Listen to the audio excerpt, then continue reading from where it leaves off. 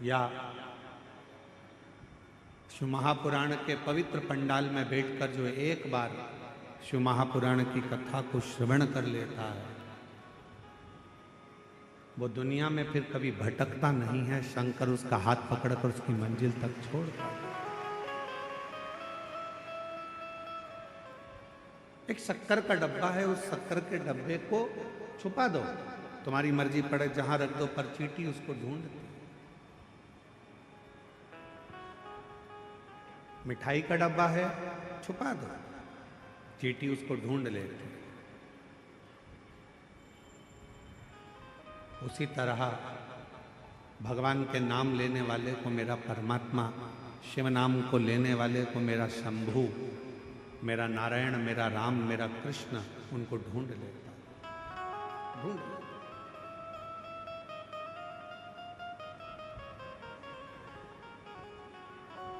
दुनिया के लोगों को शायद मालूम नहीं है, यह मार्गशीर्ष मास है, एक ऐसा महीना। तिवारी जी, हम आपको साधुवाद देते हैं, गणेश प्रसाद तिवारी जी। आपकी धर्मपत्नी श्रीमती नेहा तिवारी जी को भी धन्यवाद देते हैं, आपके सुपुत्र आशीष तिवारी जी को भी धन्यवाद देते हैं। यह मार्गशीर्ष मास एक ऐसा महीना है जिस महीने में आद्रा नक्षत्र के समय, शिव महापुराण की कथा कहती है कि आद्रा नक्षत्र में ब्रह्मा और भगवान विष्णु दोनों ने भगवान शंकर की दिव्य ज्योति शिवलिंग का प्रथम दर्शन किया था। ऐसा पवित्र मास मार्गशीर्ष।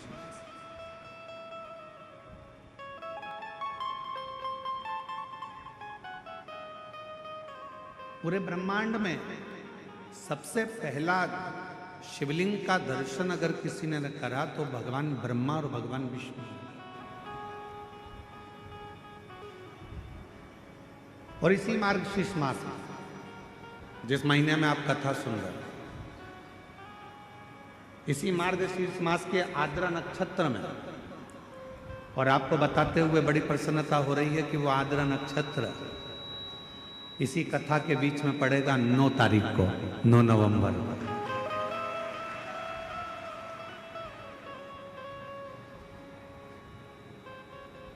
अब लगता है ना कि कवर्धा वालों ने कोई ना कोई ऐसा पुण्य जरूर करा है कि भगवान शंकर की कृपा तो हो रही है, साथ में ब्रह्मा की और नारायण की कृपा भी इन पर हो रही है, जो आद्रा नक्षत्र के समय पर ये पवित्र कथा को श्रवण।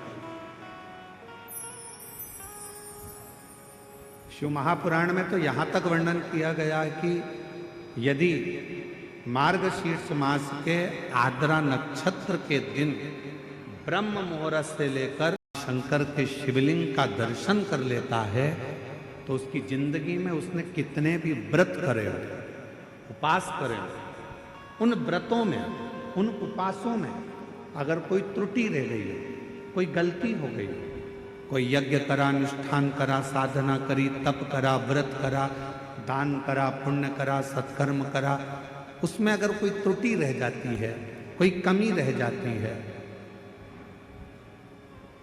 कुछ छूट गया होता है, तो केवल मार्गशीर्ष मास के आद्रा नक्षत्र के दिन भगवान शंकर के शिवलिंग का दर्शन कर लेने से वो सारी त्रुटियां समाप्त हो जाती है और शिव की कृपा।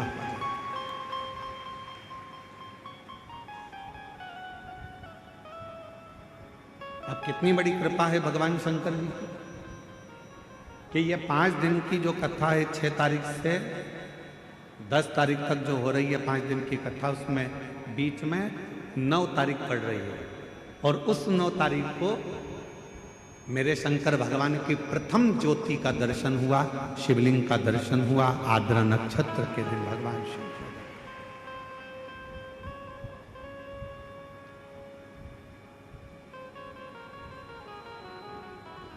हम निवेदन करेंगे सभी सनातनियों से, सभी शिव भक्तों से, चाहे आप राम जी की आराधना करते हो, चाहे आप भगवान ब्रह्मा की आराधना करते हो, चाहे आप कृष्ण की आराधना करते हो, चाहे आप किसी भी देवी देवता की आराधना करते हो, पर 9 नवंबर आद्रा नक्षत्र के दिन मार्गशीर्ष मास के अंतर्गत 9 नवंबर को आद्रा नक्षत्र में शंकर जी के मंदिर में जाकर दर्शन एक बार अवश्य करो और भगवान शिव की कथा का रसपान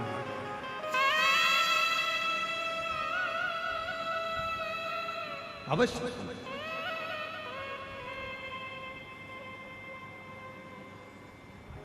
और शंभु शरणे मांगू घड़ी दुख काटो दया कर दर्शन। शिव की आराधना का सुख कहीं ना कहीं भगवान ऐसी कृपा करता है, शिव ऐसी करुणा करते हैं, भगवान शंकर ऐसी दया करते हैं, ऐसी कृपा कर देते हैं कि आपको शिव अपनी ओर खींच लेते हैं।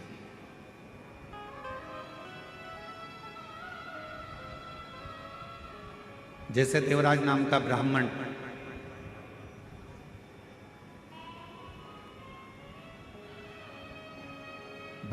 कुल में जन्म ले लिया, पर ब्राह्मण कर्म नहीं कर पाया।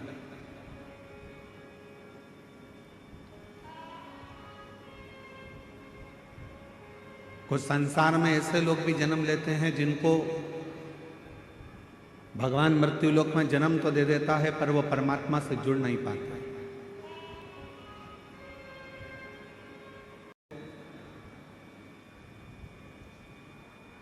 सनातन धर्म में जन्म लेकर, हिंदू धर्म में जन्म लेकर भी हिंदू धर्म पर, सनातन धर्म पर उंगलियां उठाते रहे।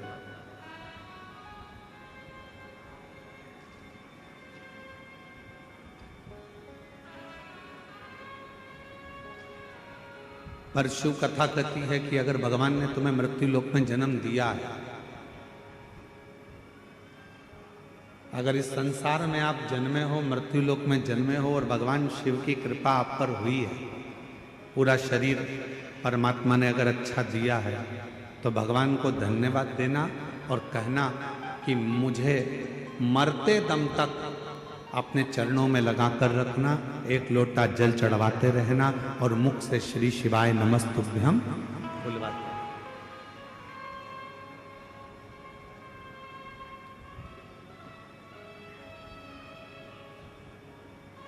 यदि संसार में जन्म मिला है तो इस मृत्यु लोक में जन्म लेने के बाद इस मानव शरीर को जो आपने दिया है, वो मानव शरीर को हम व्यर्थ क्यों गवाएं?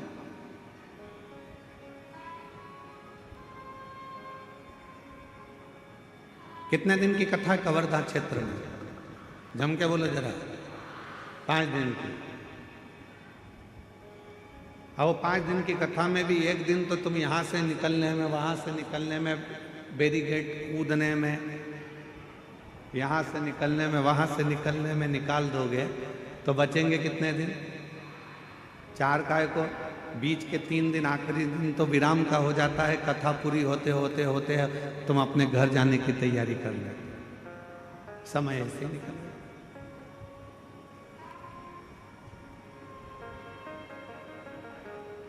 शिव कथा कह रही है, अगर पड़ोसन भी यदि आपसे बात करना चाहती है तो थोड़ा सा उसको कोनी मार कर कहना, तेरे हाथ जोड़ती हूँ, शांति से बैठ, अभी मुझे कथा सुन लेना।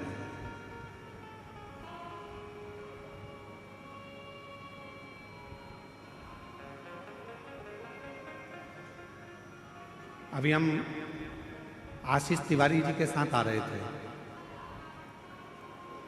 तो हमने आशीष तिवारी जी से कहा कि तुम्हारे पापा ने, गणेश प्रसाद तिवारी जी ने, कवर्धा शहर छोड़कर ये छोटा सा जो गांव है, इस छोटे से गांव में इस कथा को रखा। तो हम आशीष तिवारी जी को धन्यवाद दे रहे थे कि आशीष, आपके पापा को, आपको और सारे कवर्धा वालों को बहुत बहुत आशीर्वाद है, कम से कम उन्होंने छोटा सा गांव इस कथा के लिए चुना। बड़े बड़े बड़े शहर के लोग, बड़ी बड़ी जगह के लोग साधन से, गाड़ी से, मोटर से, ट्रेन से, फ्लाइट से कथाओं में पहुंच जाते हैं, पर छोटे छोटे गांव के लोग इस पवित्र शिव महापुराण की कथा को सुनने के लिए तरसते रहते हैं। तो कम से कम आज यदि यजमान परिवार ने इस पवित्र कथा को, यदि कवर्धा वासियों ने इस कथा को यदि छोटे से गांव में रखा, तो इस गांव की भी उन्नति और साथ में गांव में रहने वाले सभी मेरी जीजियाँ, मेरे जीजा, मेरी बेटियां, बेटा सब इस कथा को श्रवण कर कर अपने जीवन को धन्य बना ले, सार्थक। बोल बम का नारा है, दोनों हाथ उठाकर हर हर महादेव। भगवान शिव की जो अविरल भक्ति है, शिव की जो उपासना है, शिव की जो साधना है, वो यही दर्शाता है।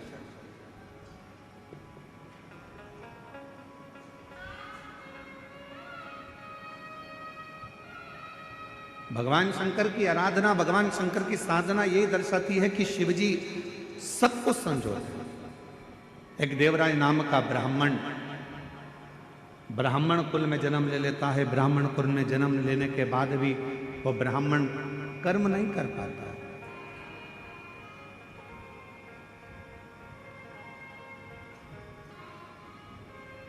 ब्राह्मण कर्म से वो वंचित है।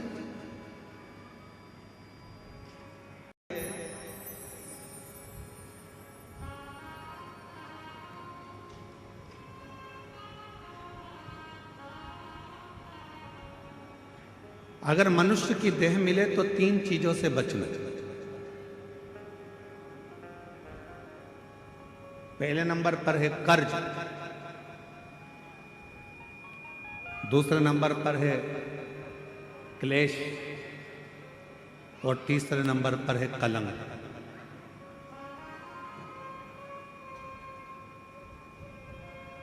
यदि संसार में जन्म मिले तो इन 3 चीजों से बचने का प्रयास करो। पहले नंबर पर है कर्ज।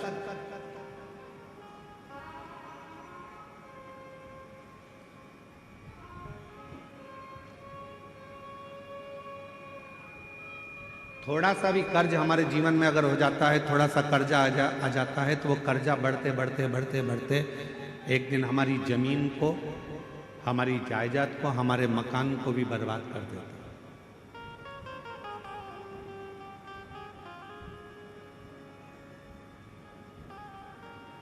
मेरे छत्तीसगढ़िया रहवासियों से पहले भी निवेदन करा था भिलाई में, और आज फिर छत्तीसगढ़िया के रहवासियों से निवेदन करूंगा, मेरे छत्तीसगढ़ के रहवासियों से कहूंगा कि अपनी जमीन को बेचकर शहर जाने का प्लान मत बनाओ, बल्कि अपनी गांव को इतना उज्जवल बनाओ कि शहर का आदमी भी तुम्हारे गांव को देखने के लिए पहुंचे।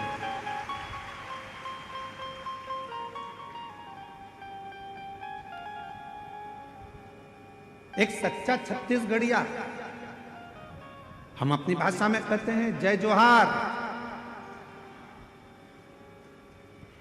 छत्तीसगढ़िया सब ले, मतलब एक सच्चा छत्तीसगढ़िया वो होता है जो जहां रह रहा है, जिस भूमि पर रह रहा है, उस भूमि को, उस घर को, उस गांव को इतना उज्जवल बना ले, इतना प्रगतिशील बना ले कि फिर उसको देखने के लिए दुनिया के लोग, दुनिया के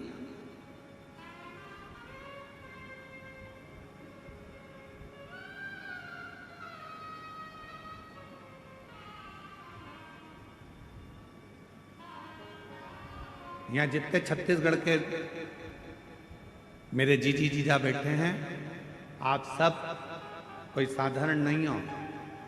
जितने भी बैठे हो, आप भगवान श्री राम जी के नाना जी और नानी जी हो।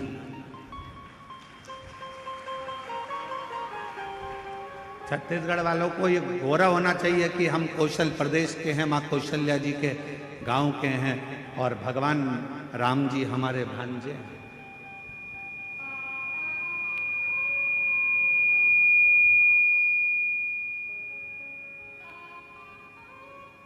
सहजता नहीं है। शिव भक्त को शिव महापुराण की कथा कर रही है, संसार के रहवासियों को 3 चीजों से बचना चाहिए। पहले नंबर पर है कर्जा, दूसरे नंबर पर है क्लेश, तीसरे नंबर पर है कलंक।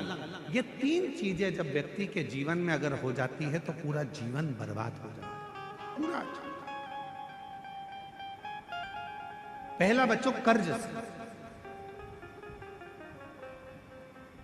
10 रुपए भी किसी का अगर कर्जा है तो वह हमको एक ना एक दिन डुबो देगा। इसलिए कर्जे से बचने का प्रयास करो। आज हो क्या रहा है, लाओ हम तुम्हें कर्जा दे देंगे।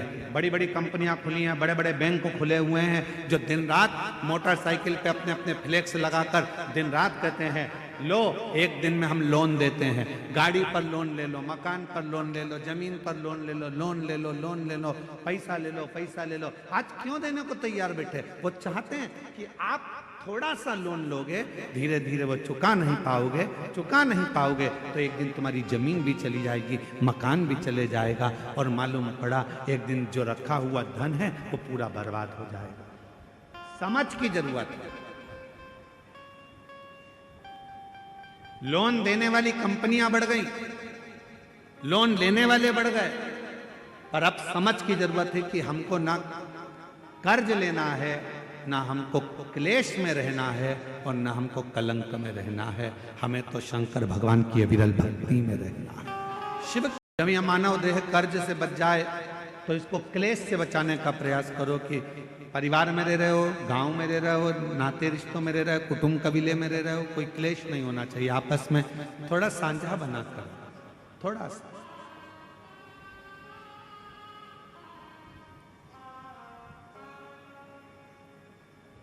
आप सबको मालूम है महीने में 2 एकादशी आती है तो 2 प्रदोष आती है। कभी किसी से पूछो कि भगवान शंकर का यह अविरल त्योहार प्रदोष का व्रत क्यों आता है? क्यों भगवान शंकर की आराधना प्रदोष के दिन करी जाती है? क्यों कभी सोमवार होम प्रदोष आ जाती है, कभी गुरुवार का प्रदोष आ जाता है, कभी शुक्रवार का प्रदोष आ जाता है, कभी कोई प्रदोष आ जाता है। ये प्रदोष का व्रत क्यों आता है? उसका एक कारण है, भगवान शंकर प्रदोष का व्रत धारण कर कर फिर अगला जो दिन होता है उस दिन मेरे शंकर भगवान अपने सारे गणों के साथ नंदी, भृंगी, श्रृंगी, नर, गंधर्व, अप्सरा, किन्नर, देवता, पशु, पक्षी जितने भी होते हैं मेरे शिव सबके साथ बैठकर अपना महाप्रसाद ग्रहण करते हैं।